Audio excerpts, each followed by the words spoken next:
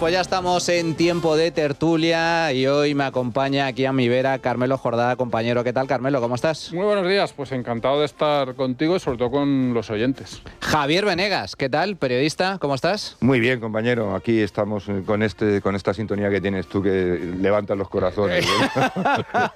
Levanta los corazones y, en fin, estamos aquí en, tiempo de tertulia y tenemos que empezar, si me lo permitís, con una de las principales noticias de la semana en el plano internacional. Y además con una imagen que pasará a la historia, porque esa foto en el despacho Oval de María Corina Machado y Donald Trump, con esa entrega simbólica, pero que tiene mucho significado, de la medalla de oro del Premio Nobel de la Paz, que hace muy pocas semanas recibió María Corina Machado por su lucha absoluta, indiscutible, heroica por la libertad de los venezolanos, y le entregó la medallita a Donald Trump. Importante también, hay que recordar que la reunión tuvo lugar en el despacho Oval. Estuvieron reunidos tanto María Corina como Donald Trump cerca de una hora. Además recorrió María Corina, de la mano de Donald Trump, pues algunos de los sitios favoritos del presidente norteamericano en la Casa Blanca, y luego María Corina comió con la plana mayor de la administración Trump, lo cual es muy importante. Hay que recordar, me estoy convirtiendo en un auténtico fan del secretario de Estado Marco Rubio, que me parece espectacular. Es el gran artífice de toda la estrategia que está desarrollando Donald Trump en Hispanoamérica. Y como digo, la entrega de la medalla del Nobel fue algo más que un gesto simbólico. Es decir, yo creo que tiene mucha trascendencia desde el punto de vista político, entre otras cosas porque la medalla iba acompañada de una placa en la que se puede leer lo siguiente: al presidente Donald Trump, en gratitud por su liderazgo extraordinario en la promoción de la paz a través de la firmeza, el avance de la democracia y la defensa de los principios de la libertad. La cuestión es que Trump estaba encantado, estaba feliz de que María Corina le hubiera entregado esta medalla. De hecho, su respuesta a este gesto fue el siguiente: ha sido un gran honor para mí conocer hoy a María Corina Machado de Venezuela. Es una mujer maravillosa que ha pasado por mucho. María me entregó su Premio Nobel de la Paz por el trabajo que he realizado. Un gesto maravilloso de respeto mutuo. Gracias, María. ¿Cómo interpretáis este símbolo, este gesto, este movimiento desde el punto de vista estratégico? Porque hay muchos que lo han criticado, dicen que esto es una humillación, que María Corina se ha arrastrado y que es una vergüenza que se haya plegado a los deseos de Donald Trump, y otros, en mi caso, como bien habéis podido comprobar, que considero que es un movimiento inteligente por parte de María Corina. Yo creo que es una humillación clarísima, pero para Donald Trump. Porque, y esto que voy a decir, yo creo que a mucha gente no va a gustar, y además quiero que me dejéis explicarme un pelín bien, porque si no va tal. Creo que Donald Trump con estas cosas queda como un perfecto imbécil. Pero así, perfecto imbécil. ¿Qué pasa? Que la vida y las personalidades son muy complicadas, ¿no? Y la de Trump más aún. Y la de Trump más aún. Pensamos que cuando decimos algo así de alguien lo descalificamos completamente, y no es mi intención hacer eso. Hoy se me ocurría, cuando os estaba oyendo contar todo esto, y se me ocurría, recordaba que, por ejemplo, Winston Churchill, que es una de las personas a las que yo más admiro de la historia, era un alcohólico. Sí, total y absoluto. Completo. Estaba todo el día borracho. Exacto, y digamos, era alcohólico, no de perder el control en todas las situaciones, pero sí en alguna. Entonces, y al mismo tiempo era un grandísimo líder. Y al mismo tiempo es el tío que salvó a Europa del nazismo. Tal cual. Ni más ni menos. Sí. Ya está. No. Entonces, la gente es ahora están reescribiendo la historia y era un genocida. Cuidado. Tienes que leer un poco estas cosas que tenemos que vivir. Es que yo la reescritura de la historia de hoy en día, pero lo que más me la paso por salvarse la parte. No, pero lo más fascinante es que no viene de la izquierda. Bueno, es que hay gente pato. Bueno, lo que estaba contando. Entonces, Trump es una persona que es capaz de hacer cosas que políticamente están muy bien, y la mejor prueba de ello es lo que ha ocurrido en Venezuela, porque tiene algo que se echaba mucho en falta desde hace mucho tiempo en la política mundial, que es determinación, ¿no? La determinación de hacer las cosas que es necesario hacer. Entonces, yo creo que Trump tiene algunas virtudes y tiene algunos fallos de personalidad como terribles. todo el mundo, tal cual. Y esto, lo que pasa es que a él parece que le gusta lucirlos, ¿no? Sí, sí. Entonces, todo esto de la medalla, de la necesidad que tiene la medalla, pues es evidentemente, pues son rasgos de una egolatría que te lleva a la imbecilidad. Sí, sí. No tiene otro nombre. Dicho eso, a mí lo importante no me parece eso. A mí lo importante es eso, me parece un gesto, me parece que define un poco a los dos personajes, uno para bien y otro para mal, pero lo importante me parece es que al final toda esta, digamos, vamos viendo claramente que hay un plan, ¿no? Y que hay un plan en el que efectivamente el presente es Delcy Rodríguez, tú lo decías antes, probablemente es la única forma de hacerlo. A mí no se me ocurren más formas de hacerlo. Con ciertas garantías yo creo que sí. Exacto.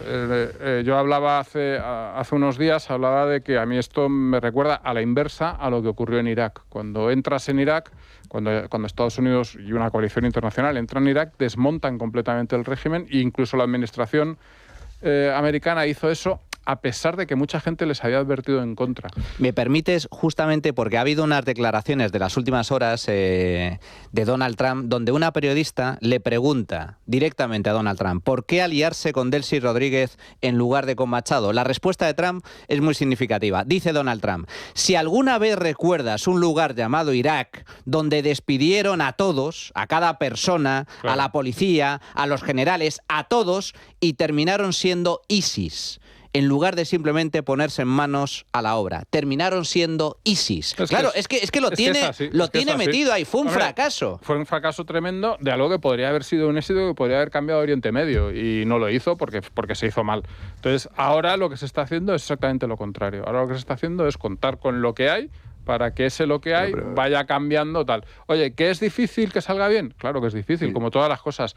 ¿Que es desagradable? Es muy desagradable. A mí ver a Delcy Rodríguez por ahí y tal me da vomitona, no tiene otro nombre. Ya, pero es que no hay nadie más. Es la única forma de transicionar. Es decir, hay que mirar la realidad de Venezuela, porque a veces la vemos y como se ha hablado mucho de Maduro, del chavismo y demás, pues parece que es una especie de jerarquía clara donde hay un señor que manda sobre un puñado de generales, estos a su vez someten al país. Es muchísimo más crítica la situación de Venezuela, porque cuando un sistema de gobernanza se convierte en realidad en un sistema delincuencial, es decir, no consigues tener realmente una familia como con Don Corleone y todo el mundo muy obediente, sino más bien que tampoco era así, ¿eh? Recordemos las películas. Permíteme. Luego hay traiciones. No, que de hecho, si analizamos bien la película y la historia, veremos que había una guerra fratricida y que aquella monstruosidad de delincuencia estaba fuera de control. Es decir, había ententes cordiales cuando convenía, y cuando la avaricia superaba la conveniencia, entonces se mataban entre ellos. ¿Qué ocurre? ¿Qué quiero decir con esto?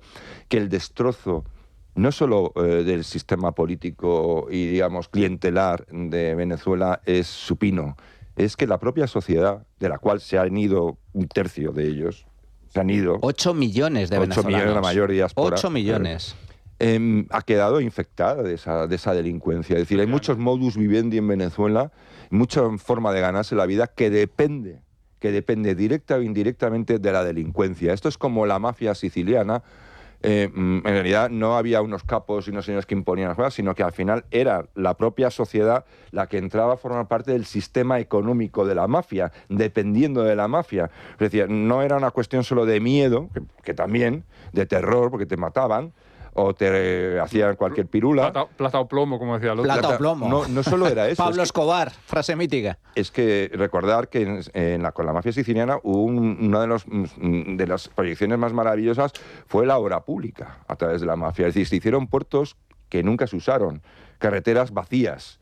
Es decir, se hizo viviendas sin gente. Eso también lo hizo Zapatero en su día con el Plan E, sí, cuidado. Sí, pero quiero decir que tú entras en Venezuela sin tener en cuenta, por ejemplo, hablan del cártel de los soles, como si fuera un cártel ahí uniforme, o del otro, del tren de Aragua. Son un puñado de bandas que de vez en cuando pues, se someten a una estructura delincuencial porque les conviene, pero no obedecen ni a su padre. Entonces tú no puedes entrar y decir, ahora me cargo lo poco que hay, y vamos a arreglar esto con esta gente que está por medio, cuando la sociedad venezolana está muy degradada y necesita una transición muy cuidadosa. Teresa Gómez, ¿qué tal? Buenos días, ¿cómo estás? Estábamos aquí esperándote. Sí, es que me he pasado de parada y cosas que pasan. Pero bueno, cosas que pasan. Estábamos comentando esa foto, esa reunión que tuvo lugar en la Casa Blanca entre María Corina Machado y Donald Trump, donde la gran heroína de Venezuela, María Corina, le entregó la medalla, Nobel. el premio Nobel. Bueno, la medalla de oro, porque el premio es de María Corina, eso es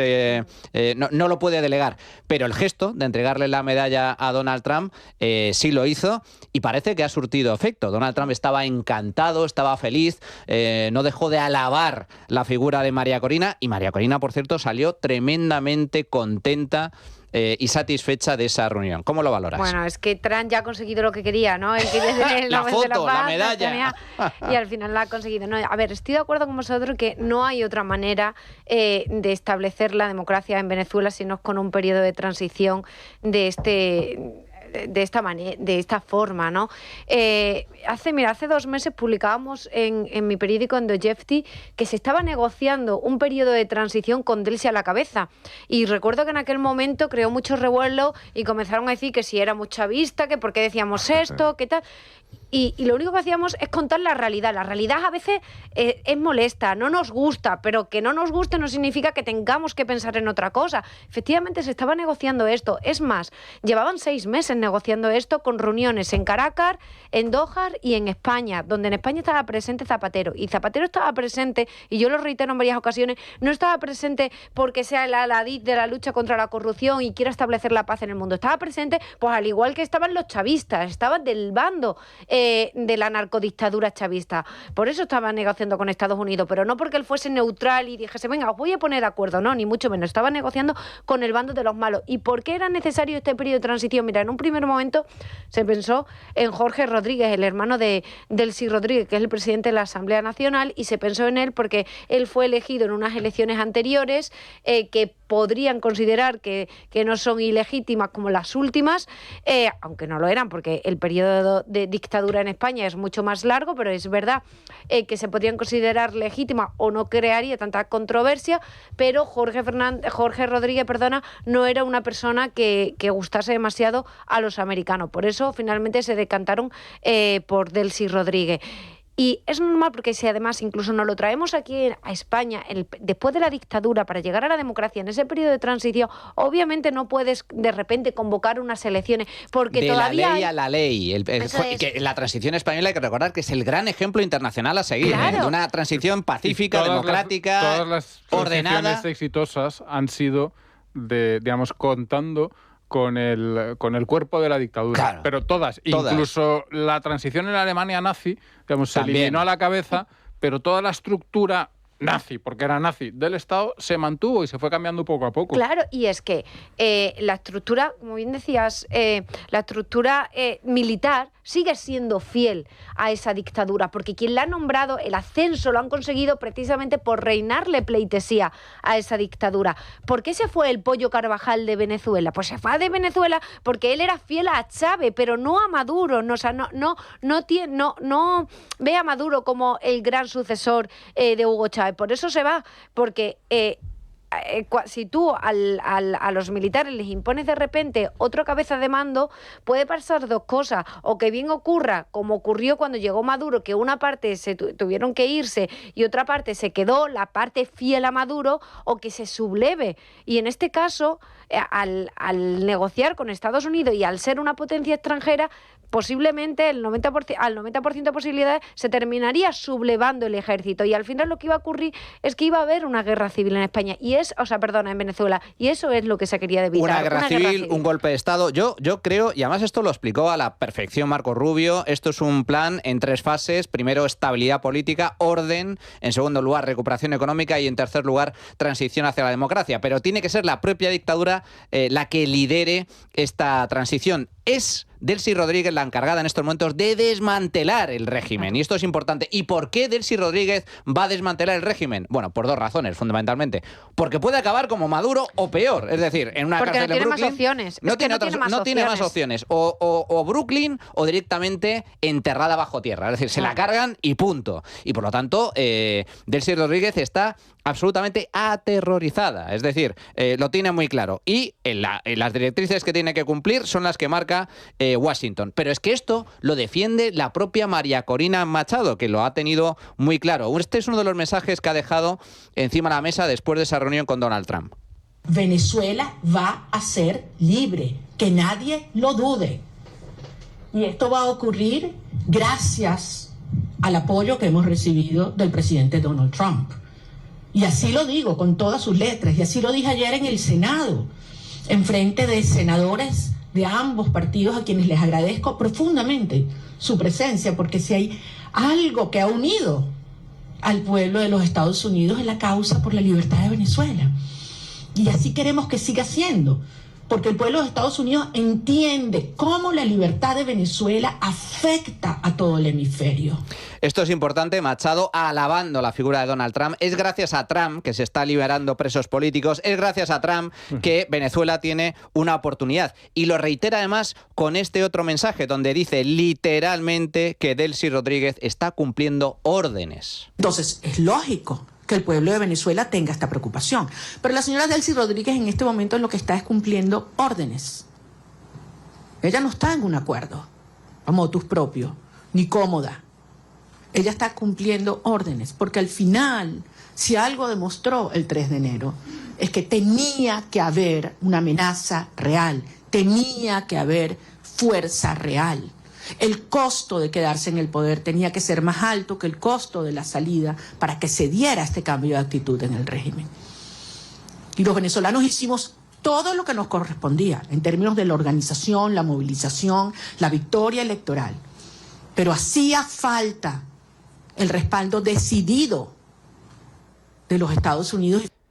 ¡Ay, la herramienta de la fuerza! Todos esos que se rasgan las vestiduras por ese supuesto incumplimiento del derecho internacional. Donald Trump, con un equipo de los Delta Force, con el despliegue de helicópteros, con la captura de Maduro, ha logrado lo que nadie había logrado antes en 26 años de dictadura chavista, que es que el régimen se arrodille. Prueba de ello son las propias declaraciones esta misma semana de Delcy Rodríguez, que dice literalmente que Venezuela tiene que cambiar. El mensaje es muy claro. El mensaje es una Venezuela que se abre a un nuevo momento político, que permita el entendimiento desde la divergencia y desde la diversidad política ideológica. Diversidad política ideológica, Delcy Rodríguez. Un locurón, sí. Con lo que ha hecho esa señora por la dictadura y con los crímenes que tiene a sus espaldas, que eso no, nosotros no lo vamos a olvidar. Otra cosa es que bueno, pues es el instrumento y no hay otro. A todos nos gustaría que el derecho internacional fuese la repera.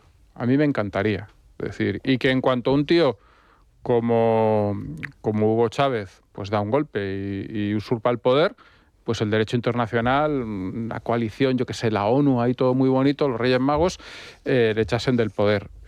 O que cuando un tipo revienta una democracia y revienta unas instituciones como Pedro Sánchez, llegase el derecho internacional y dijese, no, mire, pues eso no lo puede hacer porque se está usted cargando la democracia. A mí me fliparía, comprendo la expresión, que eso fuese así. Pero el mundo real no es ese. El mundo real es un mundo en el que, efectivamente, para desmontar una dictadura necesitas a los dictadores. El mundo real no es un mundo en el que Delcy Rodríguez pague por sus crímenes. Bastante raro es que lo haga Nicolás Maduro para la historia. Y aquí lo que va a pasar... Lo lógico y normal, corrígeme, es que normalmente los periodos de transición, es decir, aquí hay una negociación Delcy, como bien comentaba antes Teresa, Delcy Rodríguez, administración Trump, y Delcy se ha comprometido bajo amenaza, a desmantelar el régimen de forma progresiva en función de las directrices de Estados Unidos. ¿A cambio de qué? A cambio de inmunidad, no nos equivoquemos. Claro. Es decir, va a salir, a cambio de que llegará un día que diremos, oye, ¿dónde está Delcy? Que hay que juzgarla. Ella y todo Diosdado, padrino... Diosdado y padrino ya veremos, pero de luego ella sí. Es decir, yo creo que no todos, pero algunos sí. La cara de Diosdado cuando jura del sí es un poema. Es un poema de terror. Por eso digo que vamos a ver. Entonces, y esa es la realidad. Y así es la única forma en la que se pueden hacer las cosas. Hemos puesto ejemplos. En España muere el dictador en noviembre del 75 y hasta 2 años después no hay unas primeras elecciones generales. Estaba mirando porque tenía la curiosidad, no tenía el dato en la cabeza, en la Alemania federal, que hemos puesto el ejemplo también y que yo creo que también tiene que ver, pasan 4 años antes de que haya unas primeras elecciones. Correcto. Es decir, las cosas... Y con toda la estructura nazi intacta, porque estaban todos los funcionarios nazis todo el en la funcionariado, no los militares, o no la mayor parte de, digamos, pero no sí la los cúpula funcionarios. militar, pero todos los funcionarios que eran tíos que habían colaborado en lo peor de la historia. Es decir, no es...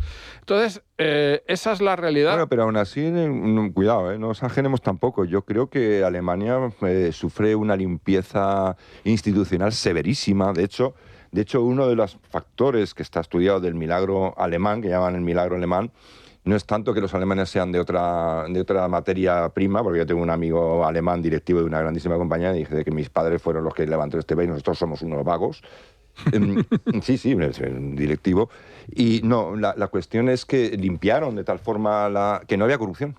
Es decir, arranca con una velocidad, con una fuerza, que todo lo que se lleva a cabo adelante apenas encuentra ese entramado viciado que tienen todos los sistemas políticos cuando pasa un tiempo, incluso las democracias. Esto lo tenían completamente despejadito el camino. El milagro alemán. Ese es el milagro alemán. Ojalá pero toda esa limpieza se produce... Ojalá Javier, se hubiese producido... Bueno, en España hubo un particular milagro esa limpieza también, se produce durante esos pero años. no tuvimos la inversión extranjera que tuvieron ellos. Es claro, ahí la gran diferencia. No, y el milagro, el problema es que Franco lo retrasó 20 años, pero... Sí, pero existió. Comentabas antes, Teresa, y me parece muy relevante, el papel que ha jugado Zapatero en esas negociaciones. A mí me consta, como entiendo que también te consta a ti, seguro que también te consta a ti, que las autoridades norteamericanas, empezando por la justicia, la CIA, la DEA, tienen un tocho de expediente de Rodríguez Zapatero con todo lo que saben de Zapatero, sus negocietes, sus activos, las minas, etc., y su complicidad con el régimen de Maduro. Pero entiendo que como forma parte de esta negociación, de alguna forma está blindado. ¿Está Zapatero tranquilo con el hecho de que se esté llevando a cabo este proceso de transición? Pues mira, te lo voy a decir. Efectivamente, él estaba negociando porque él quería controlar ese periodo de transición, porque en Venezuela obviamente hay mucha información sobre él y él quería controlar el periodo de transición y por ende la información que pesa sobre él, ¿no? Sobre presuntos delitos de corrupción.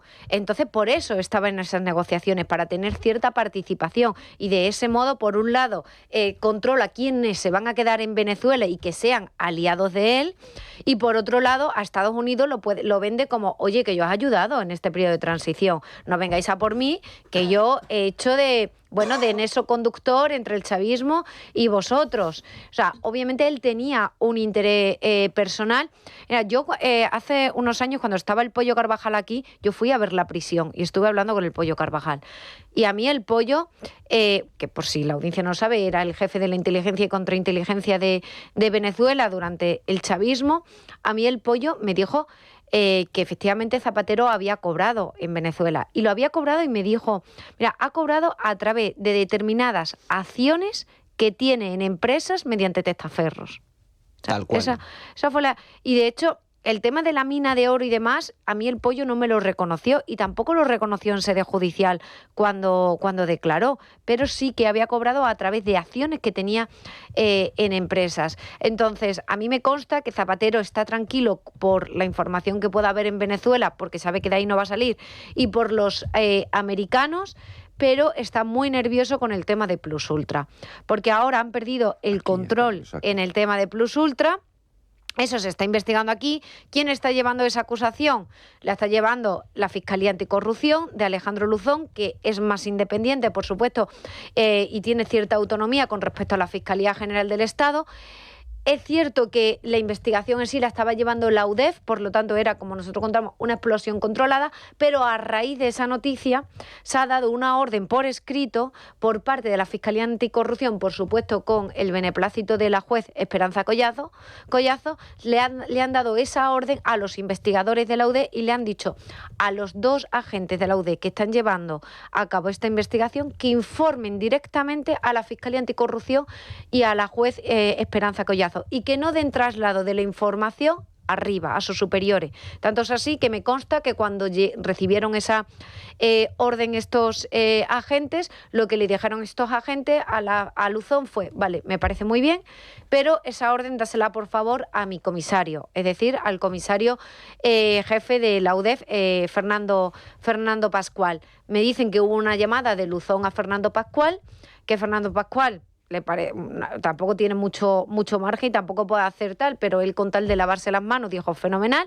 y que por lo tanto ahora la investigación la están llevando en secreto estos 2 agentes junto con Luzón y con Esperanza Collazo, y que el día 11 se había cumplido el secreto de sumario, o sea, se tenía que decidir si se prorrogaba o no el secreto de sumario de Plus Ultra. La juez ha decidido prorrogar este secreto de sumario y por lo tanto tiene muy intranquilo a José Luis Rodríguez Zapatero, porque la causa está secreta y porque él ahora mismo no está teniendo acceso a esa información. Además, corrígeme si me equivoco, Teresa, esta misma semana hemos conocido que los implicados en el caso Plus Ultra fueron advertidos previamente de que se les estaba investigando. Hubo un chivatazo hace 2 meses antes de que se produjeran las detenciones, lo cual les permitió borrar parte de la documentación, de los mensajes, pero información que habéis publicado esta semana en The Objective, ¿han encontrado algún documento comprometedor? Parece ser, los investigadores, a pesar de ese intento de borrar pruebas. Están muy nerviosos porque efectivamente en estos registros se ha incautado, sobre todo a Julio Martínez, mucha documentación, tanto digital como física. Y Julio Martínez está muy preocupado porque no recuerda bien si en esa documentación se ha podido incautar documentos que incluso podrían salpicar al propio expresidente. ¡Ay, qué alegría me das, Teresa! ¡Qué alegría! Javier, querías comentar. Te veo disfrutar. Estás saboreando, ¿no? Ya está enfriando otra botella. La verdad es que voy a tener que hacer acopio de botellas de champán. Yo creo que a veces me parece que tenemos que intentar justificarnos cuando damos información o análisis honesto. Es decir, porque el hecho de que Zapatero pueda estar en medio de todo este berenjenal es lo más probable. Es de lo más probable y sería, hasta cierto punto, desde el punto de vista de realismo político, una cosa de lo más comprensible. Es que, de hecho, nos hemos olvidado, pero yo lo he intentado recordar una y otra vez, que Zapatero ya participó en unas negociaciones entre Venezuela y Estados Unidos en 2025 en el intercambio de presos. Sí. Es decir, estuvo allí. Con reconocimiento explícito de Maduro, que todos vimos el famoso vídeo en el que le llamaba explícito de Maduro, y no solo eso, sino que la prensa estadounidense, sin citarle, bueno, pues dio como un proceso perfectamente normal esa negociación. Y estaba Zapatero. Yo creo que yo no digo que el Estados Unidos no haya puesto el punto de mira en Zapatero. Yo hasta ahí no lo sé porque no estoy en las administraciones norteamericanas.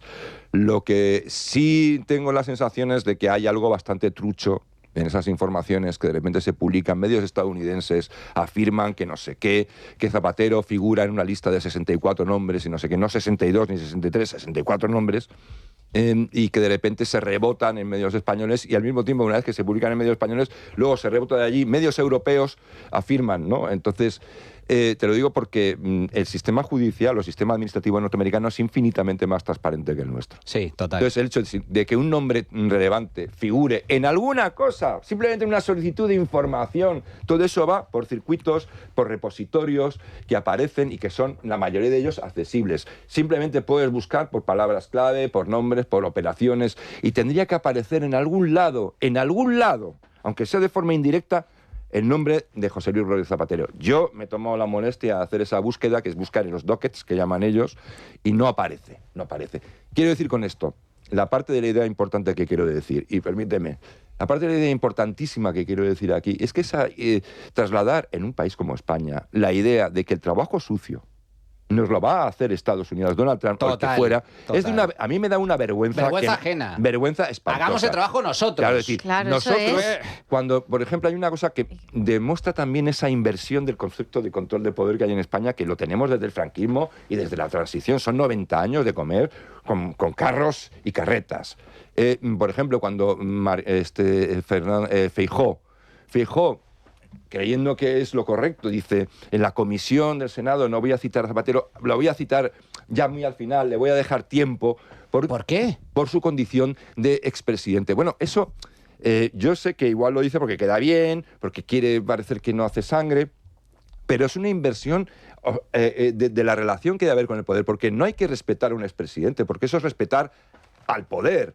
Hay que respetar a la institución de la presidencia. Esa es la clave. Y, derivadamente, a los españoles. Entonces, por lo tanto, es el primero que hay que citar, con urgencia, sobre todo por aquello de hacer una limpieza importante de lo que es la institución y advertir a sí mismo, incluso igual al propio Feijóo, que aspira a ser presidente, y a cualquiera decir, señores, este juego de utilizar la institución para hacer lo que ustedes le dé la gana se ha terminado, y entonces vamos a hacer un escarmiento con todas las de la ley en este personaje. Entonces yo lo único que me pregunto, no necesito que venga Donald Trump, ni quiero que venga Donald Trump a hacernos el trabajo sucio. De hecho, me repatearía bastante. Yo lo que quiero es que simplemente, de forma ordinaria, se investigue y se hagan las preguntas oportunas aquí en España a José Luis Rodríguez Zapatero. Totalmente de acuerdo. Zapatero, además, hay que recordar, ha sido lo peor que le ha pasado a este país en 50 años de democracia. Marcó un punto de inflexión en su presidencia. Está ahí con otros, ¿eh? Bueno, Sánchez le está haciendo la competencia, pero bueno, la cuestión es que marcó un punto de inflexión por su momento ascenso al histórico poder. es el número uno. El número uno. Luego otros han venido a contribuir. El 2004 marcó el punto de inflexión con su ascenso a la presidencia. Desde entonces este país va cuesta abajo y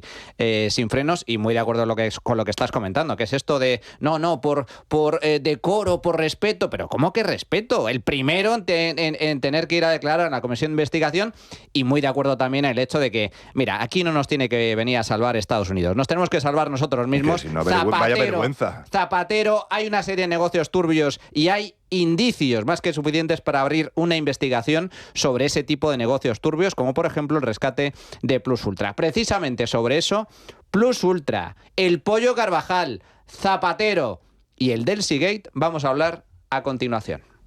La trinchera de llamas. Ahora sí. Bueno, señores, estamos ya de vuelta en tiempo de tertulia. Comentábamos antes, nombres propios. Es que me parece muy relevante todo lo que ha sucedido esta semana. Esta semana Víctor de Aldama acudió al programa Horizonte de 4 de Iker Jiménez y dio una serie de datos que me parecen relevantes. Poco a poco se va descubriendo el trasfondo del Delsigate. El Delsigate, esa visita inesperada, sorprendente. Bueno, inesperada. Me refiero a que fue una sorpresa para la opinión pública. Claro. Para el conjunto de España, de repente se descubre que la vicepresidenta de Venezuela había estado en Barajas. Concretamente, el 20 de enero del año 2020 aterrizó en suelo español, aterrizó en Barajas, en el aeropuerto. ¿Y por qué es relevante? Porque no podía aterrizar en ningún país europeo, no podía aterrizar en la Unión Europea, tenía vetada su entrada desde el año 2018. Tenía prohibida su entrada y el tránsito en el espacio Schengen por violaciones graves de derechos humanos. Y sin embargo aterriza en España. Bueno, se montó el revuelo una vez que se descubre, una vez más, la información periodística, el trabajo periodístico, descubre, informa que Delcy Rodríguez había estado en Barajas el 20 de enero del año 2020. El argumento que utilizó entonces el gobierno fue que, bueno, que se trató de un saludo casual por parte del entonces ministro de Transportes José Luis... Que estaba por ahí por el aeropuerto. José Luis Ábalos, que había sido una parada técnica, que había resultado en un saludo casual, que luego... Que se quedaron sin combustible. Que claro, tenían que repostar. Había que saltar en paracaídas del avión. Que el propio Ábalos fue allí precisamente para evitar una crisis diplomática. En definitiva, ya sabemos que todo eso es mentira. ¿Cuál es la realidad? Y es lo que me gustaría abordar de vuestra mano. Pues que había una visita que había sido orquestada por el propio gobierno de Pedro Sánchez. Delcy Rodríguez fue invitada por el Partido Socialista, por el gobierno de Sánchez, a visitar España. ¿Por qué? ¿Para qué tenía que venir Delcy Rodríguez? Pues en base a las informaciones publicadas, su visita formaba parte de una estrategia, de una agenda de contactos entre el PSOE y el chavismo, en donde se pretendían discutir temas como las deudas de empresas españolas con el régimen chavista, o más bien las deudas que tenía el régimen chavista con empresas españolas, entre ellas hay que recordar la famosa deuda de Air Europa, también posibles negocios opacos con el oro y el petróleo de fondo. Ahí están todas las investigaciones en torno al tráfico ilegal de petróleo procedente de Venezuela y con escala en España, y sobre todo, para mí, el punto más relevante que hemos conocido en estos últimos días. Resulta que el Pollo Carvajal estaba en España y había una orden de extradición que pesaba sobre el Pollo Carvajal para que fuera extraditado directamente a Estados Unidos. Pues bien, uno de los motivos principales para que Delcy Rodríguez aterrizara en España se debía precisamente a su interés en hablar con el Pollo para evitar que cantara o para evitar que se le extraditara. Y resulta que también hemos conocido estos últimos días, de la mano de Víctor Daldama, que el Pollo Carvajal estaba bajo la supervisión, bajo la protección del gobierno español, concretamente del CNI, de los servicios de inteligencia. Es decir, había una orden de extradición por parte de Estados Unidos y el gobierno de España sabía dónde estaba, pero evitó su extradición y propició la llegada, la visita de Delcy Rodríguez para negociar, para que Delcy Rodríguez pudiera hablar con el Pollo y le dijera o le convenciera de que no cantara. Esto me parece gravísimo. Así lo explicaba Víctor Daldama en Horizonte esta semana.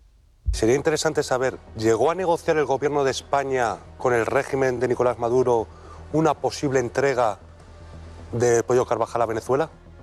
Negociar, lo que es negociar, no. Que estuvo en conversaciones, sí.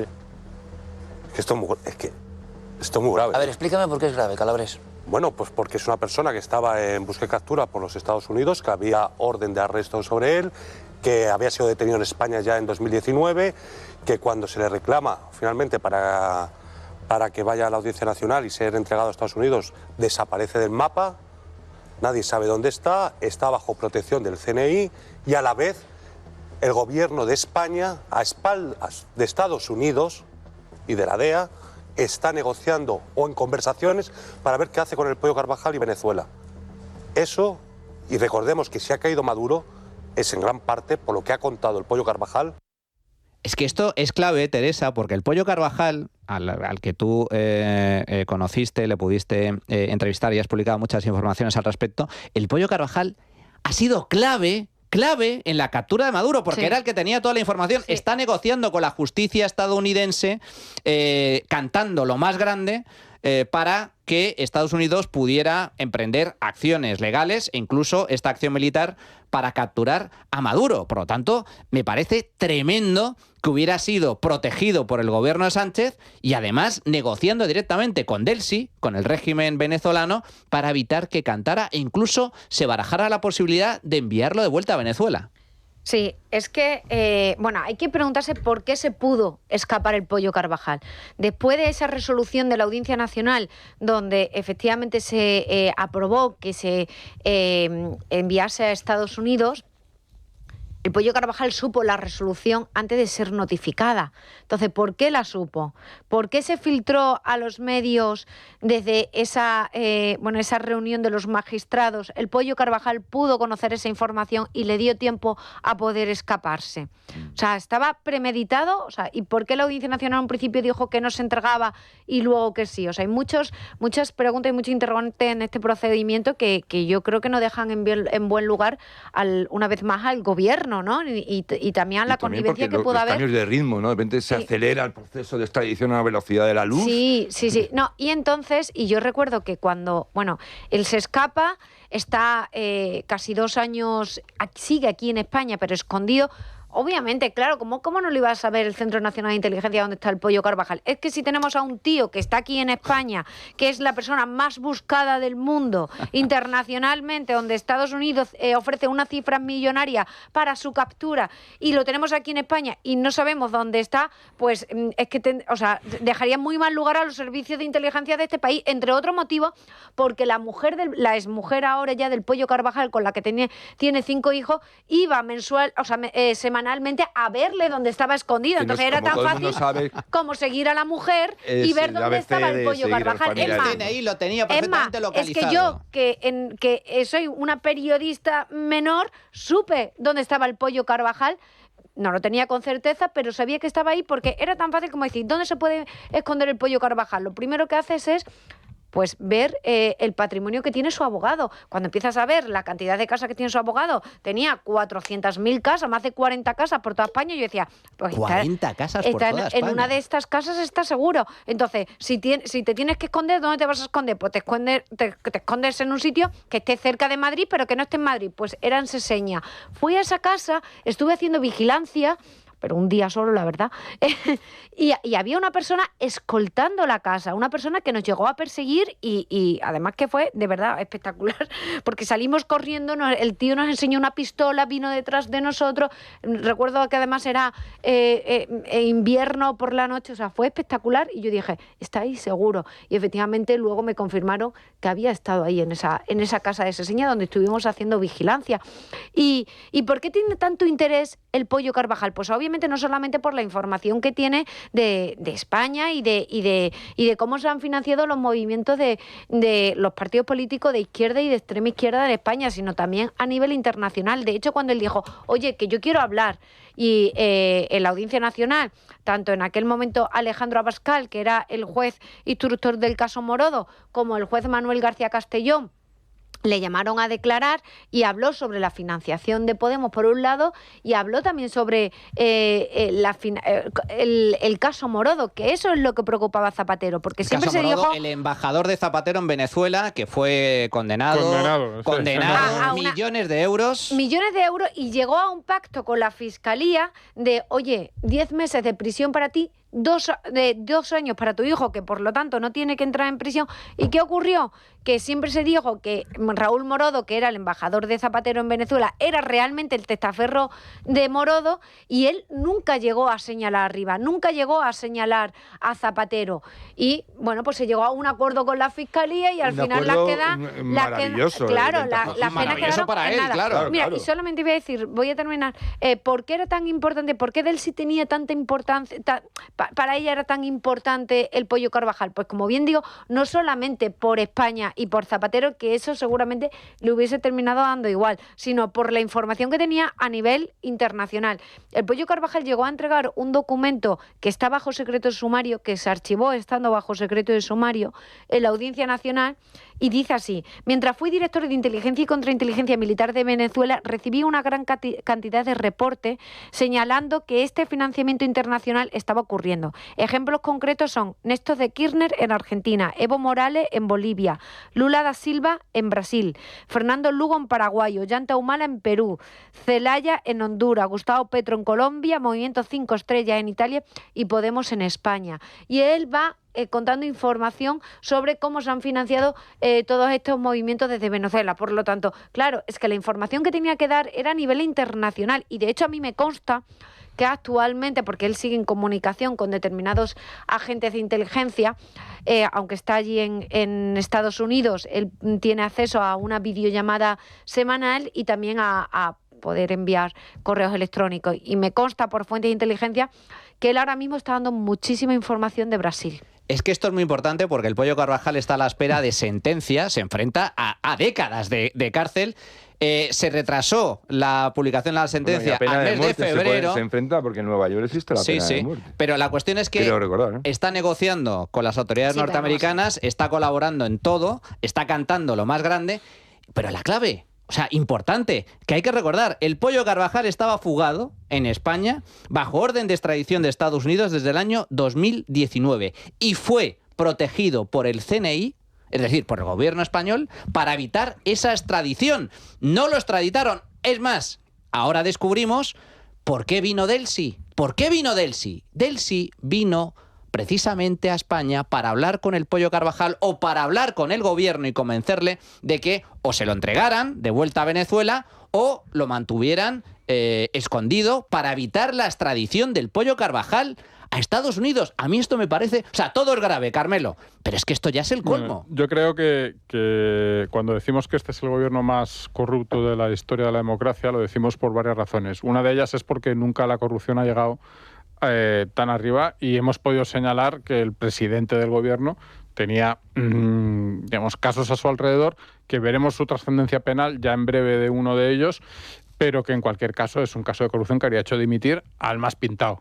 Quiero decir, o sea, son cosas... Lo de su mujer es que habría dimitido cualquier gobernante del mundo, excepto Pedro Sánchez. Pero hay algo que yo creo que todavía es más grave, y es esta relación con una dictadura como la venezolana. Y digo que es más grave porque no es solo que unos tipos se hiciesen ricos a costa de esta relación, Zapatero, no sé quién, ya veremos exactamente a quién llega. Yo creo que ahí el dinero habrá llegado a sitios que nos van a sorprender, bueno, a mí ya no mucho, pero que mucha gente se va a sorprender de hasta dónde ha llegado ese dinero. El problema es que España ha vendido su política internacional al mejor postor. Total. O sea, hemos llegado a ese punto. Es algo que no lo hemos visto nunca, espero que nunca más lo volvamos a ver. España cambió de política internacional, cambió su posición con Venezuela, y no cambió solo su posición con Venezuela, sino que llevó ese cambio de posición a la Unión Europea, donde ha sido fundamental, gracias al dinero corrupto de la dictadura. Y no puede haber peor corrupción. O sea, todos hablamos de, no, es que se lo ha llevado Pepe y qué mal que se lo ha llevado. Es muchísimo peor eso que se lo haya llevado Pepe. Y es muchísimo peor, tanto si es en beneficio propio, que yo estoy convencido de que ha sido en beneficio propio de unos, como si era para financiar el partido, como si era para lo que fuese. Y a mí me gustaría, de todas formas, Carmelo, añadir una vertiente todavía que es más, a mí me parece más inquietante. Hablamos del dinero de Venezuela, y hablamos de Venezuela porque es una acción directa que está, yo creo que cada vez más visible, pero recordar que siempre que ganaban unas fraudulentas elecciones, a quien saludaba primero el vencedor era a 3 embajadores de 3 países muy concretos, por este orden: China, Rusia e Irán. Es decir, hay una vertiente ahí que mucho cuando... Es que me ha interesado mucho lo que has dicho de vender nuestra política internacional al mejor postor. Bueno, el mejor postor ya sabemos cuál es. No es Venezuela. No. De cara al zapaterismo no es Venezuela. ¿Te refieres a China? China. Si no tienes más que coger, hacer una investigación de libro y empezar a mirar sectores estratégicos, cuál es el desembarco de qué nacionalidades son las empresas que más están desembarcando en determinados sectores estratégicos. Es que, vamos a decirlo claramente, en un sector como las renovables, que curiosamente España se opone, el gobierno se opone a no desmontar las 2 que nos quedan nucleares y sí R que R, en un sector en el que hay un desembarco, estoy hablando de 100 empresas chinas. 100. Es decir, no hay ningún otro país que haya desembarcado de esa manera tan espectacular. La insistencia de la presencia china en cosas clave y en cosas de seguridad, a la vista además de todo el mundo, y estoy hablando del famoso contrato de interior con Huawei, pero eso es la punta del iceberg. Sí, digamos, no, ya es el epítome, es la punta del iceberg, pero es efectivamente, es decir, cuando el iceberg lleva tan arriba como para que lo veas tan claramente en la cara de todo el mundo, es que lo que hay por debajo tiene que ser tremendo. Es una situación de largo plazo. Y ahí es que es muy interesante, porque esto empieza con Zapatero también. Zapatero es el que... Todo lo malo empieza con Zapatero. Firma aquel acuerdo hispano-chino que parecía protocolario, pero de protocolario no tenía nada. Estaba lleno de compromisos y de estructura, digamos, tangibles de acuerdos y de intercambios y de propagar la relación con China a todos los niveles, en detrimento, claro, lógicamente, del eje atlántico, de toda la vida, ¿no? Pero eso sigue estando ahí y coge una velocidad. Y lo que es más angustioso para mí, lo que me preocupa bastante más, es que poderoso caballero es don dinero. Es decir, no vas a, aquí no solo se vende el que pasa por ahí directamente está metido en el ajo, es que al final el dinero, por eso decimos, ¿qué impunidad ha tenido Zapatero tan grande? ¿Qué impunidad ha tenido tan grande? ¿Cómo se puede explicar? Oye, nadie ha hecho la pregunta, esto es un poco como lo de Bono, nadie ha preguntado aquí nada. No, es que tiene papeles, no. Lo que ocurre es que Zapatero, en España es muy típico que alguien de la política, alguien que tiene poder, tiene relaciones, sea un tipo con posibles en ese momento, es decir, que el edecán de alguien con mucho dinero, con mucha influencia, y entonces deja de ser visto como quien es, sino como una oportunidad. A Zapatero se le ha perdonado la vida porque era un señor que tenía buenas relaciones, simple y llanamente. Y que traía y buenos desgraciadamente negocios. no es que solo se pueda vender a veces la política internacional a través de un gobierno concreto, que es verdad, sino que en realidad lo que uno descubre con pavor es que, que cualquiera puede vendernos simplemente por 4 pesetas, porque además es que salimos muy baratos. Muy baratos, es decir, la acción de China... Y que se ve, además, incluso hay escándalos ya en la Unión Europea. Es decir, es una acción capilar, se llama poder agudo, es de toda la vida, no me lo estoy inventando yo. Pero qué barato es comprar un país cada vez más cutre como el nuestro, cada vez más dependiente como el nuestro, donde desgraciadamente hay periodistas que tienen que hacer cosas muy raras porque si no, no comen. Por 4 perras. Por 4 perras que a veces ni se las pagan. Hemos llegado a un punto en el que comprarnos es muy barato. Fíjate, es baratísimo. Precisamente por eso, es decir, Javier... ¿Cuál es el balance de lo que China gana con España? Cifras oficiales, porque ya veremos. El año pasado, que ya veremos a dónde se ha ido, son 48.000 millones de euros. Es decir, el balance en positivo para nosotros es de 7.000. Esto se ha disparado en nada. En nada. Y va a seguir disparándose. Y nadie dice y nada. ahora con las balizas, donde la mayor parte de las balizas provienen precisamente de China. Porque ya es que sirva sostenible. Lo mismo que ha ocurrido con las mascarillas está ocurriendo con las balizas. Luego lo abordaremos, pero fijaos que precisamente por eso me parece tan dantesco que después de que haya caído Maduro y de que estemos viendo la implicación directa de Zapatero en el rescate de Plus Ultra, a la espera de investigación judicial, después de que descubramos cómo el Pollo Carvajal, Víctor de Aldama, Koldo García, Ábalos dicen literalmente que Zapatero se ha llenado los bolsillos con sus negocios en Venezuela, que los exiliados venezolanos, los opositores venezolanos digan que Zapatero no es un intermediador, es un agente del régimen. Claro, es el principal ahí está el agente matiz del régimen. importante. Lo terrible es que ahora se pretende llevar a cabo un plan o una operación de blanqueamiento de la figura de Zapatero, diciendo que es el gran artífice de que los presos políticos estén saliendo de las cárceles en Venezuela. Vaya vergüenza, fijaos. Declaraciones de esta semana en el Congreso, ministro de Asuntos Exteriores, José Manuel Álvarez, diciendo literalmente que España ha sido, el gobierno de España ha sido el que más ha hecho por los venezolanos. Hay que tener poca cara. Atención. Ningún gobierno en el mundo ha hecho tanto por el pueblo hermano de Venezuela como este gobierno. Pero bueno, y se queda tan ancho, Carmelo. Yo creo que el programa me suele decir que deje de snifar pegamento. Es alucinante esta gente cómo puede mirarse al espejo por la mañana. Lo digo en serio, o sea, a mí me fascina, quiero decir, o sea, es una cosa increíble, quiero decir, pero joder, no tienes ni un resto de pudor. No, luego llegas a tu casa y ves cómo vives y ves que tus posibilidades. Y dices, bueno, me compensa mentir. Ha hecho tanto Zapatero, que ha permitido que actualmente más de 19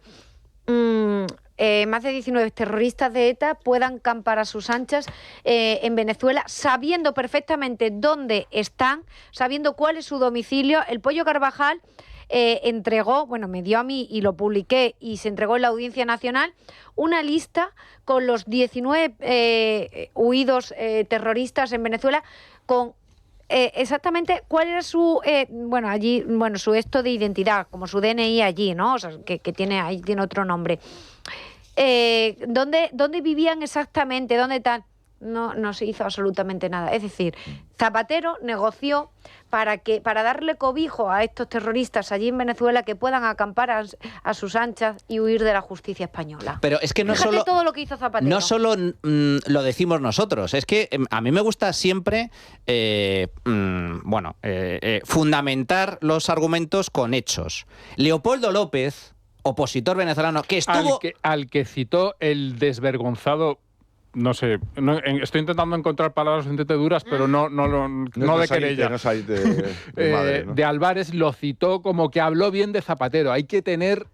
En fin. Leopoldo López, opositor venezolano, encarcelado durante meses y meses en una de las peores cárceles de Venezuela. Bueno, Leopoldo López, fijaos en cuál es su opinión sobre Zapatero.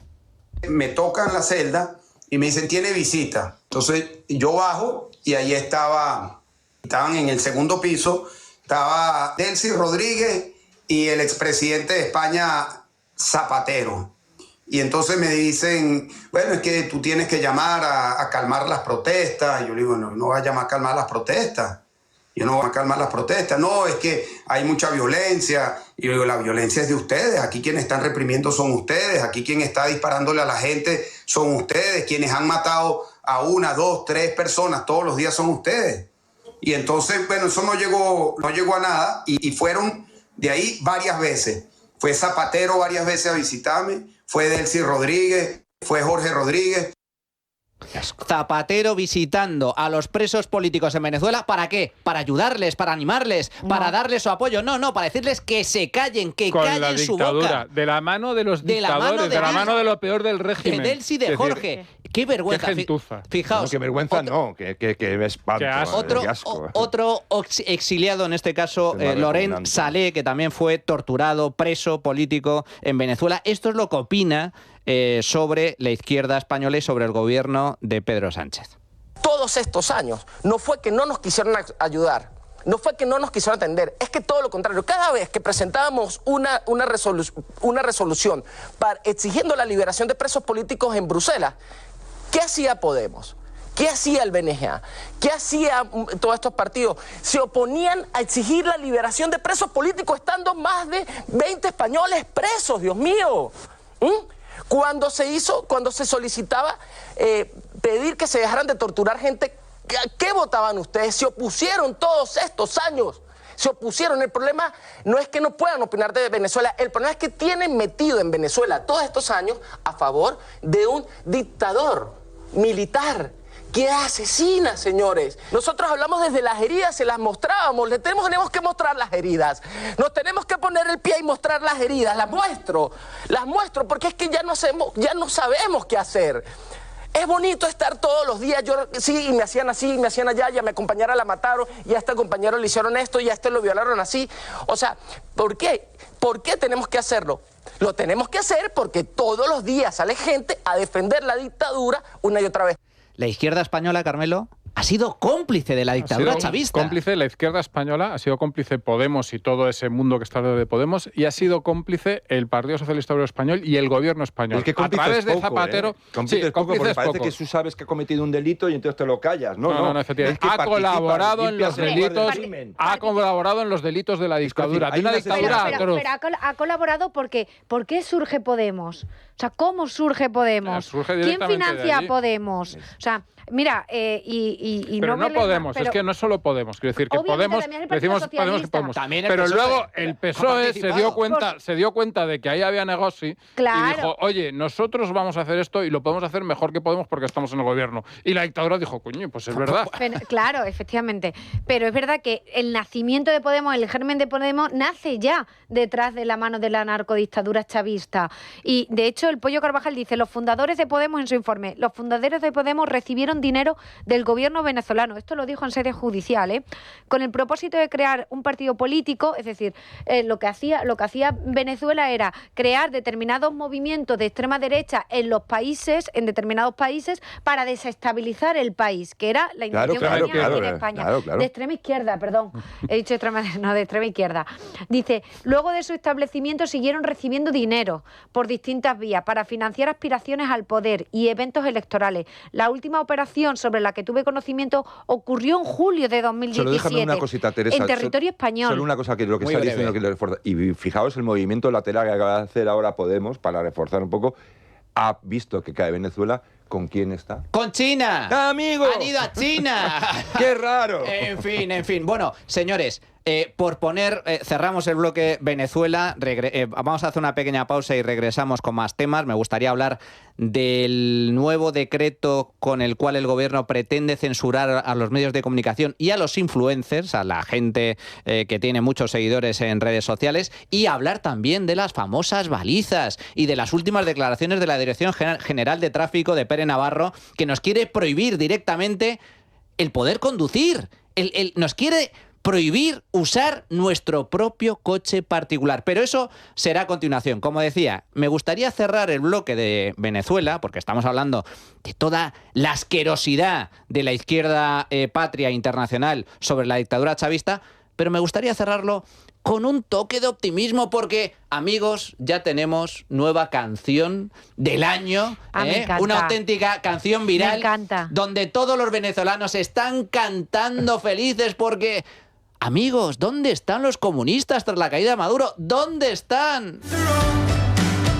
Bueno, ya estamos de nuevo en tiempo de tertulia. Señores, me gustaría introducir un tema porque es que, a pesar de que el gobierno no puede legislar, lo intenta y en Consejo de Ministros aprueba cosas.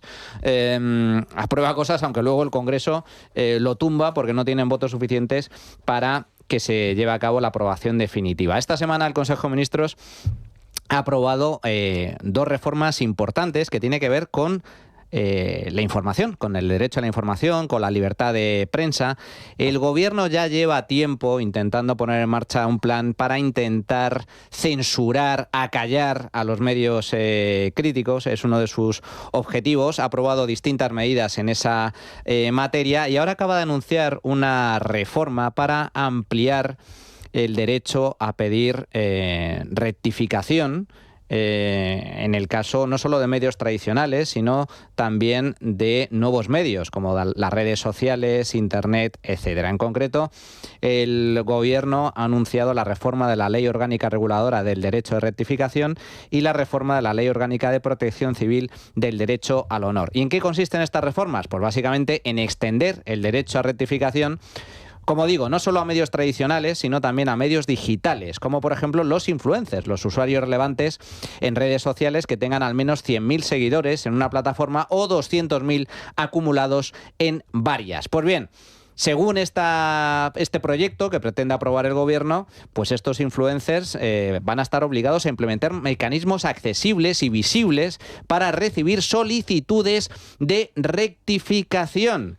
Y también lo mismo con todo lo relativo al derecho al honor. Para hablar sobre esta cuestión, sobre el papel del Gobierno, el intento del Gobierno para censurar a las redes sociales, a los influencers y sobre todo, también importante, sobre cómo el Gobierno también pretende llevar a cabo contenido, está produciendo contenido y pagando a determinados influencers de izquierdas para favorecer sus postulados. Contamos pues con uno de estos influencers, José Manuel Molina, ese influencer, creador de contenido en Internet, con un canal en YouTube, es conocido en redes sociales como José-CB. ¿Qué tal, José Manuel? Buenos días, ¿cómo estás? Hola, buenos días. ¿Qué tal, Manuel? ¿Cómo estás? Muy buenas. Oye, encantado de que estés con nosotros. ¿Qué opinas de este nuevo decreto, bueno, más que decreto, de esta intención del Gobierno de reformar estas dos leyes que hemos comentado para, digamos, atar en corto o al menos poner más dificultades a los creadores de contenido en Internet?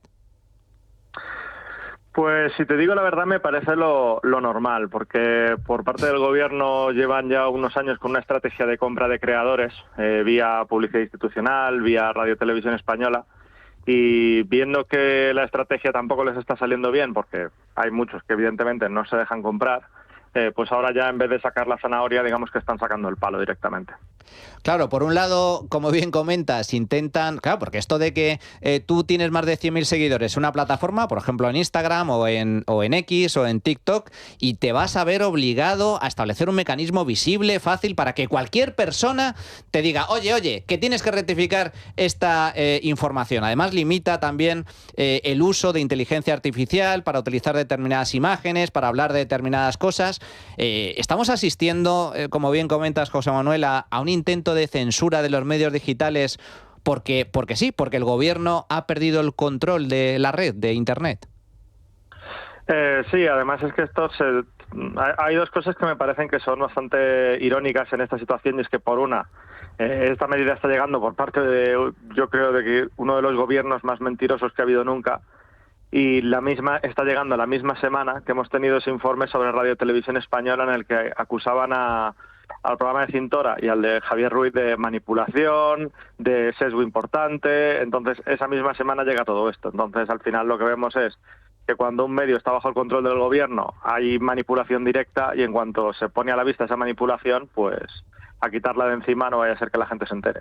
José Manuel, tú has publicado en tu canal precisamente un programa, un espacio dedicado a este al hecho de que el gobierno está intentando comprar, o directamente comprar, a determinados influencers para que elaboren contenido favorable a sus intereses, para que produzcan contenido.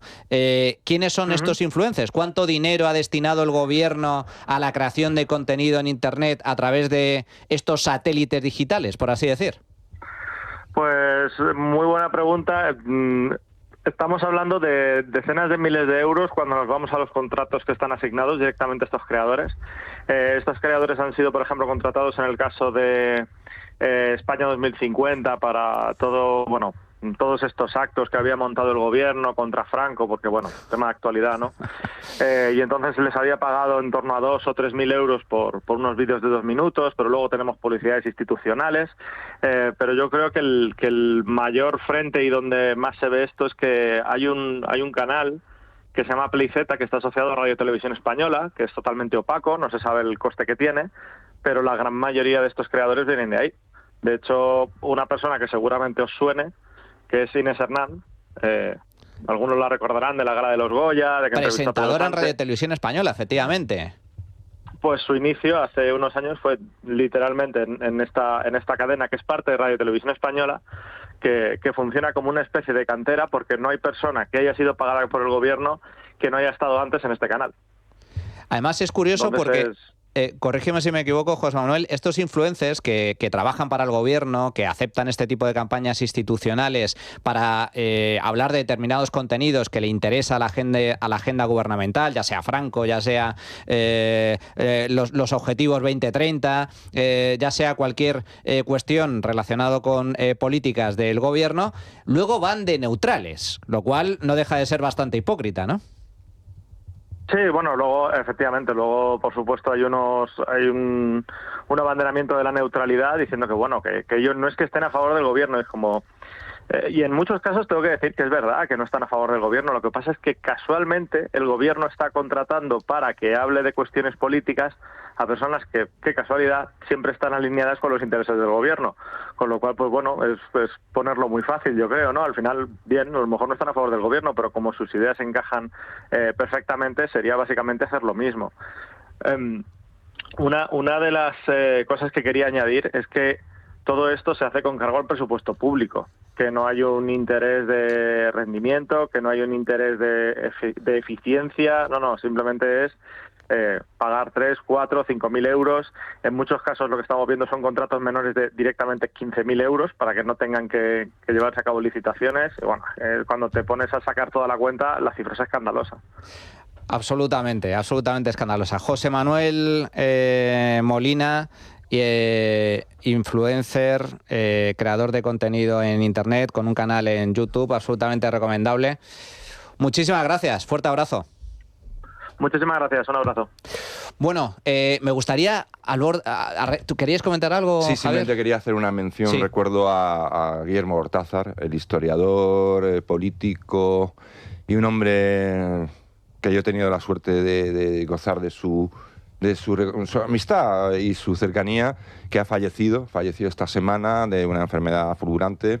Un hombre realmente lleno de anécdotas, que ha escrito libros espectaculares sobre la historia de España. Totalmente. La reciente, el último sobre el endiosamiento de lo que es la institución de la presidencia en España, maravilloso, un gran liberal, un aristócrata, pero un aristócrata en sangre, o sea, en su herencia aristocrática, pero en su forma de ser y su bonomía, que nos ha dejado y que ha sido una enorme pérdida, yo creo, para la causa de la libertad en España. Sin duda. Descanse en paz, y todo nuestro nuestro más cariñoso abrazo a todas sus familiares y amigos.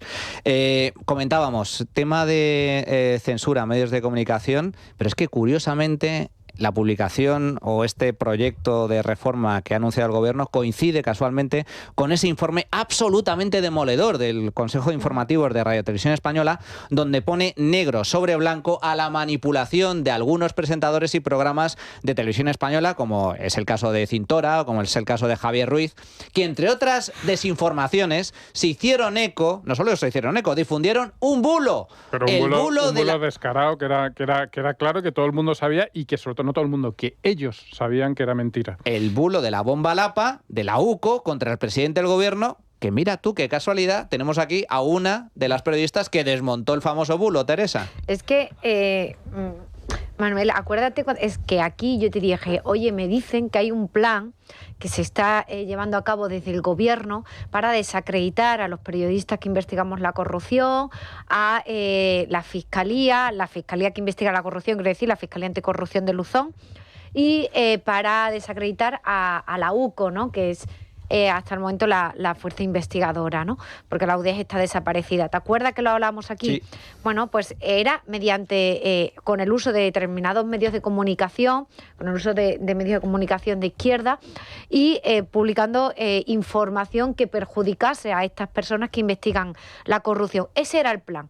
Cuando saltó la bomba Lapa, obviamente vimos ese mecanismo, porque enseguida sale en el plural y vimos cómo estaba todo coordinado, cómo de ese mismo día salen todos los miembros del Gobierno a hacerse eco de la noticia, cómo el primer medio que se hace eco es precisamente Televisión Española, que ¿quién está en el Consejo de Televisión Española? La que era jefa de prensa de Zapatero, actual directora del Plural, y ahora en el Consejo de Televisión Española. Entonces, obviamente... Cobrando una pasta, ¿eh? Cobrando una pasta, eso es Angélica Rubio. Entonces, obviamente, estaba todo perfectamente diseñado para llevar a cabo este bulo, y sabían que eran un bulo en contra de las fuerzas y cuerpos de seguridad del Estado. Nosotros sabíamos que esto iba a pasar, pero no sabíamos que iba a pasar que lo iban a hacer con una información falsa. Sabíamos que lo iban a hacer con cualquier información con tal de desprestigiar a estos tres grupos que te acabo de decir, pero con una información tergiversada, tal, pero no completamente falsa.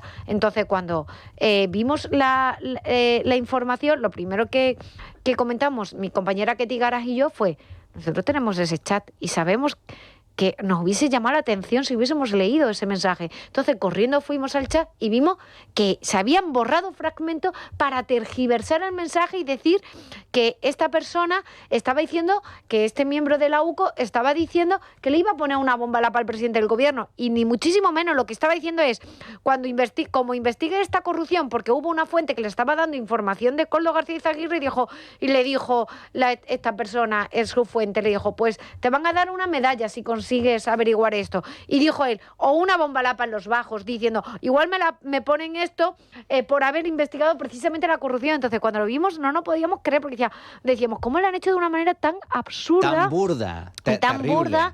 Y ahora se descubre en este informe, con esta denuncia por parte, insisto, de un informe oficial por parte del Consejo de Informativos de Radio Televisión Española, que en estos dos programas, el de Javier Ruiz y el de Cintora, sabían que era mentira, sabían que era un bulo, y aún así lo publicaron. Claro, pero no bueno, es que se hicieran eco porque, bueno, un medio publica un bulo y ellos se hacen eco sin saberlo. No, es que estaba totalmente todo coordinado para montar un súper escándalo, como ha ocurrido con el tema de Julio Iglesias. Igual. O sea, seamos realistas. Ayer hay determinados temas que se están utilizando por el Gobierno con la connivencia de esos medios de comunicación. Javier y Carmelo. Pero esto es un principio muy viejo, es decir, que lo que más alucina del sanchismo o del socialismo o de lo que sea que tengamos aquí es cómo aplican simplemente un principio viejísimo que viene de la época soviética, el principio de inversión de la realidad. Simplemente, es decir, ya no se trata ni siquiera, fijaos, de convencer al público de que ha ocurrido determinada cosa o no ha ocurrido determinada cosa. Simplemente consiste en destruir la realidad. Es decir, no sea operativa. Estamos hablando al final, nosotros no estamos hablando de la realidad, estamos opinando ya al final sobre ella. Consiguen que la realidad sea un motivo de discusión. no de confirmación. Entonces dicen, por ejemplo, España tiene un paro que ya supera claramente los 2 dígitos. Si quitamos la trampa de los fijos discontinuos, o como llamemos, esta trampa estadística contable y tal, y todo el mundo sabe que España, es mentira. España tiene un paro estructural verdaderamente salvaje. Porque lo vivimos. Podemos hablar de la economía sumergida, podemos hablar de mil subterfugios para comer y sobrevivir, tirar de la pensión del abuelo, pedir una ayuda. Podemos matizarlo absolutamente todo, pero sabemos que el paro en España es brutal. Pero llega el presidente y con un par de narices te dice que España es el país que más crece en empleo de Europa. Es un cohete. Claro, España es un cohete. Es decir, ante ese tipo de puntos completamente antagónicos, imposibles de que exista un camino, una luz, un gris intermedio, evidentemente hay un principio, el principio de inversión. Es decir, ya es para que tú, vamos a ver, la realidad la sabes tú perfectamente, pero quiero que dudes hasta de tu propia percepción. Esto no es nuevo, acuérdate, Carmelo, George Orwell, 1984. Totalmente. Es tal cual. Es decir, había el Ministerio de la Verdad. Es decir, lo que dijera el tirano, lo que dijera el gobierno, iba a misa. A mí lo que me llama la atención, aparte, es eso que decías, Javier, pero además el hecho de la cutrez. Es decir, el hecho de que las mentiras cada vez son más fáciles de desmontar. Con esto no quiero quitaros el mérito, entiende lo que quiero decir, pero que realmente son cosas que es pues eso, que en horas tienes ya hecho, mira, estás mintiendo y está claro, pero y las la pruebas. verdad prevalece porque no sirve a ninguna causa, se sirve a sí misma. Por eso, si Teresa publica un artículo que en un momento dado le supone que la insulten, que la llamen de todo y tal, pero pasa el tiempo, hay una investigación judicial, empieza tal, y queda tirado de ese artículo, y al final, la verdad, es decir, ninguna sociedad puede vivir permanentemente en el engaño, ninguna lo soporta. Es decir, lo que pasa es que hasta que llega ese momento, fijaos en Venezuela, el sufrimiento que puede haber. Es que en el caso del bulo de la bomba Lapa de la gente de la UCO, que se desmontó, lo desmontasteis vosotros en 24 horas en The Objective, después de esa campaña orquestada a nivel político y mediático para trasladar a la población una mentira flagrante, es que ni siquiera pidieron perdón. Es que no pidieron disculpas, ni los medios de comunicación, ni los ministros que salieron a la palestra a decir una mentira ahí se queda eso. Brutal, claro. Ahí se queda eso, es decir, vendrá alguien después y verá aquella información de hace 2 años y no sabrá que fue mentira. Y si te descuidas, a las 2 semanas, a las 3 semanas o al mes lo sacan. No, si ya dijo de la bomba Lapa. Y los tíos lo convierten en una especie de un hecho confirmado, ¿no? Un hecho consumado. En fin, bueno, no quiero terminar la tertulia sin al menos informar a nuestros oyentes de la nueva barbaridad que pretende llevar a cabo el gobierno, en este caso de la mano del director, del responsable de la Dirección General de Tráfico, de Pere Navarro, que ha dicho esta absoluta aberración. Atentos. El problema de la movilidad en las ciudades es un problema de espacio. Y entonces ahora veo que últimamente estamos todo el día con las emisiones y emisiones, no tal y cual. No, escuche, mire, al centro de la ciudad vas con transporte público y si tienes prisa, coges un taxi, un Uber o un Cabify. Al centro de la ciudad no vas a ir con eléctrico, ni con diésel, ni con gasolina. No nos equivoquemos. Muy rápido porque nos quedamos sin tiempo, pero es que atentos a lo que dice el responsable de la Dirección General de Tráfico, que eso de entrar en la ciudad con tu coche, que no. Que o transporte público o nada. Por lo tanto, ni coche eléctrico, ni moto eléctrica, ni gaitas. Solo transporte público. Y si tienes mucha prisa, taxi o Cabify. No, pero vamos a ver. Una cosa, yo te voy a dejar porque no voy a hablar más. Simplemente decir que el tono imperativo era bestial. O sea, ¿cómo se atreve alguien, un burócrata, a decir tú no vas a poder? Sí. No, es un tío, decirlo muy rápidamente, es un señor que no sabe nada sobre tráfico, y mira que lleva años ahí, que no sabe nada sobre los coches, que de hecho creo que no conducía, pero eso es lo de menos, es que no sabe nada, no ha querido aprender, no ha querido... y sobre todo, lo que tiene que explicar a día de hoy es qué ha pasado para que un artículo absolutamente inútil, molesto, estúpido como las balizas se haya convertido en obligatorio, haciendo ricos a muchas personas. 1.500 millones de euros. Que explique eso y que luego la doctrina la dé en su casa cuando se le pase el subidón. Y el riesgo que suponen las balizas, porque que sepa cualquiera donde hay un coche averiado, es decir, le da una información alucinante a las mafias. Sí. Si tú te quedas a las 3 de la mañana tirados en la carretera, que cualquier persona pueda acceder a la página de la DGT y mirar que hay un coche parado exactamente en una ubicación exacta, a mí eso me parece de verdad que ocasiona más problemas que otra cosa. Yo no llevo baliza ni la pienso llevar. Si tienen que multarme, que me multen. No la voy a llevar. Me parece muy bien. Rebelión cívica. Que, por cierto, nos obligaron a comprar la puñetera baliza que no sirve absolutamente para nada. Y ahora que ha entrado en vigor, han dicho que, bueno, que si no la llevas, que no te van a multar. O sea, es decir, es todo un disparate absoluto, un negocio de 1.500 millones de euros. Es un caso de libro de corrupción que algún día sabremos qué ha pasado para que eso, una cosa que es completamente inútil y no sirve para nada y que es peor, no es que sea inútil, es que es mala, esa cosa de la Guardia Civil te dicen, no, mire, usted ponga mejor los triángulos, ponga usted la baliza, pero ponga los triángulos, no vaya a ser que tenga usted un accidente. Tremendo, 50 y bájese euros. del coche, y bájese del coche. 40, 50 euros nos ha costado la broma, esta absoluta estupidez del gobierno, con la excusa además de que las balizas salvan vidas. Si dedicásemos esos 1.500 millones de euros que ha costado a todos los españoles la puñetera baliza, se podrían construir hospitales, varios hospitales, y eso sí que salvaría vidas. Las carreteras, que es un escándalo como están de abandonadas. Y también dejar a los autónomos que no tengan que declarar IVA dentro de un límite de ingresos, que eso sí que movilizaría bastante la economía y daría mucha alegría no solo a los autónomos, sino a muchísimas otras empresas. Como veo que ha indignado este tema, prometo que lo abordaremos en profundidad, porque el tema de las balizas da mucho de sí. Adrián, cuéntanos cuál ha sido el resultado de la tuit encuesta. Pues hoy hemos preguntado a nuestros oyentes que qué opinan de que María Corina Machado haya entregado la medalla del Nobel a Trump. Nuestras opciones en nuestra cuenta @trincherallamas era que está bien, es merecida, está mal porque puede ser una humillación, o ha sido un gesto hábil, un gesto estratégico de Machado. Pues un 77% cree que ha sido un gesto estratégico, así que también vamos a escuchar lo que dicen los oyentes. Buenos días, María desde Segovia. No me parece bien que entregara nada a Trump, pero entiendo que es el daño menor. Entonces ella es una mujer inteligentísima y si lo ha hecho ha sido por algo. Muchas gracias.